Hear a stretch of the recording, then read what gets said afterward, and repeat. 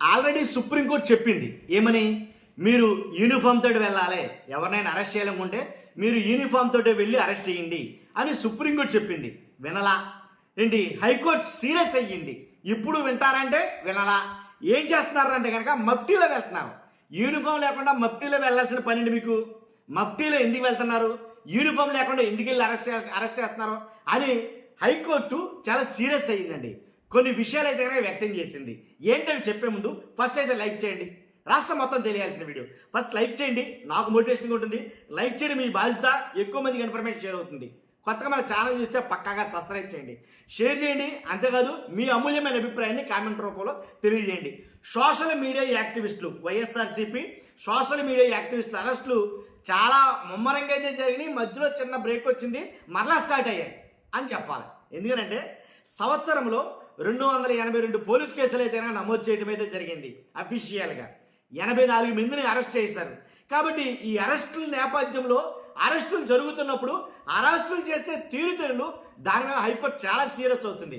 ఎందుకంటే అరెస్ట్ చేసినప్పుడు ఒక టైం లేదు, ఏమీ లేదు. అరెస్ట్ చేసినప్పుడు డైరెక్ట్గా వెళ్ళి మఫ్తీలో వెళ్ళి అసలు వాళ్ళు పోలీసులా కాదా ఎవరో పోల్చుకోవడం కూడా ఎవరో పోల్చుకోలేకపోతున్నారు. అలాగా మఫ్తీలో వెళ్ళి యూనిఫామ్ లేకుండా వెళ్ళి ఏంటి ఎక్కడ దొరికితే అక్కడ అరెస్ట్ చేసి తీసుకెళ్ళిపోతున్నారు. వెళ్తూ పోలీసులు అరెస్ట్ చేశారో లేదో తెలియదు, ఏమైందో తెలియదు. ఎవరైతే అరెస్ట్ కాబట్ట వాళ్ళ కుటుంబం సభ్యులు ఏదైతే హెబియస్ కార్పస్ ఏదైతే ఉందో అది పిటిషన్ వేస్తే కానీ ఆ సదరు వ్యక్తిని కోర్టులో ప్రజెంట్ చేయట్లా. కాబట్టి ఇవన్నీ చూస్తామంటే ఏం చేస్తున్నారు మీరు అన్నట్టుగా హైకోర్టు చాలా సీరియస్ అయిందండి. ఎలాగంటే మఫ్టీలో వెళ్ళి పోలీసులు పౌరుల్ని అరెస్టులు చేయాలా, యూనిఫామ్లోనే వెళ్ళాలన్న సుప్రీంకోర్టు ఆదేశాలు మీకు పట్టవా, అవి మీకు వర్తించవని అనుకుంటున్నారా? ఏదైతే పోలీసులపై హైకోర్టు ఆగ్రహం ఎందుకు చేసిందంటే సోషల్ మీడియా యాక్టివిస్టు సౌందరారెడ్డిని రాత్రి 7:30 నుంచి 8:45 మధ్యలో అరెస్ట్ చేశామంటున్నారు.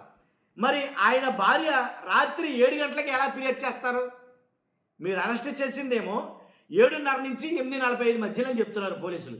మరి ఆయన భార్య ఏమో రాత్రి 7 గంటలకే ఎలా ఫిర్యాదు చేస్తారు? 7 గంటలకు ఎలా ఫిర్యాదు చేస్తారు? మీరు అరెస్ట్ చేసింది 7:30 కదా, మరి 7:30కి అరెస్ట్ అయితే ముందే వచ్చింది ఫిర్యాదు చేస్తుంది చేయదుగా. కాబట్టి 7:30 నుంచి 8:45 మధ్య అరెస్ట్ చేశామన్నారు కదా, అది అబద్ధమా నిజమా? కాబట్టి దీనిపైన నిజాలేంటనేది నిగ్గు తెలుస్తాం. తాడేపల్లి పోలీస్ స్టేషన్లో సీసీటీవీ ఫుటేజ్ని మేము పరిశీలిస్తాం. కాబట్టి రాత్రి 7 గంటలకు లక్ష్మీ ప్రసన్న పోలీస్ స్టేషన్లో ఉన్నట్లు కనిపిస్తే పోలీసులు అబద్ధాలు చెప్తున్నట్లే, ఇది కూడా డౌటే లేదు దాంట్లో.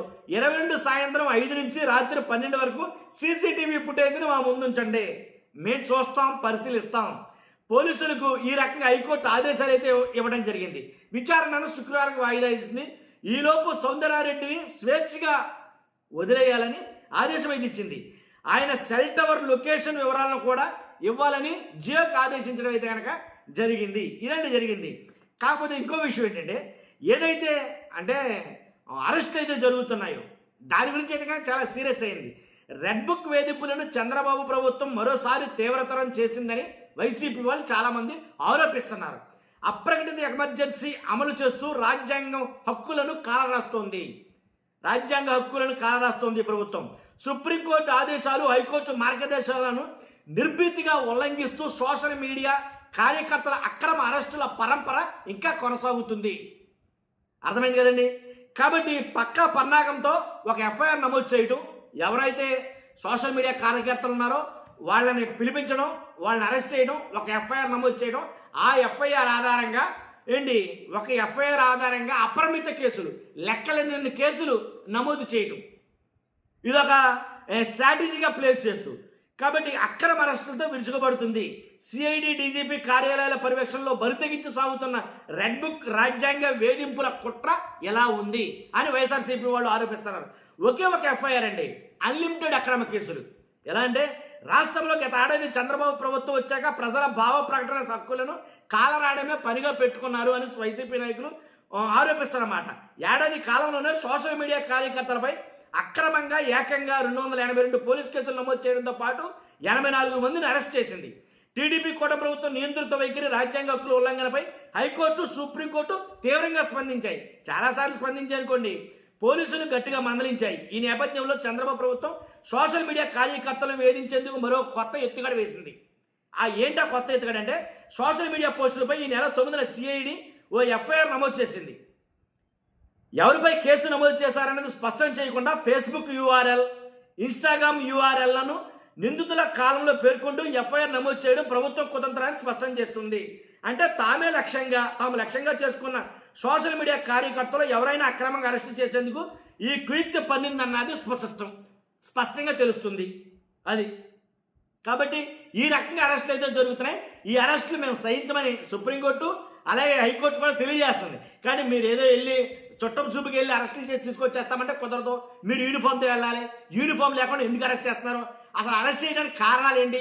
ఒక ఎఫ్ఐఆర్తో నమోదైతే కనుక అదే ఎఫ్ఐఆర్ను బేస్ చేసుకుని ఇంకా కొన్ని ఎఫ్ఐఆర్లు కొన్ని కేసులు కట్టడం వరకు ఇది ఎంతవరకు కరెక్ట్ అని హైకోర్టు చాలా సీరియస్ అయితే అవడం అయితే జరిగింది.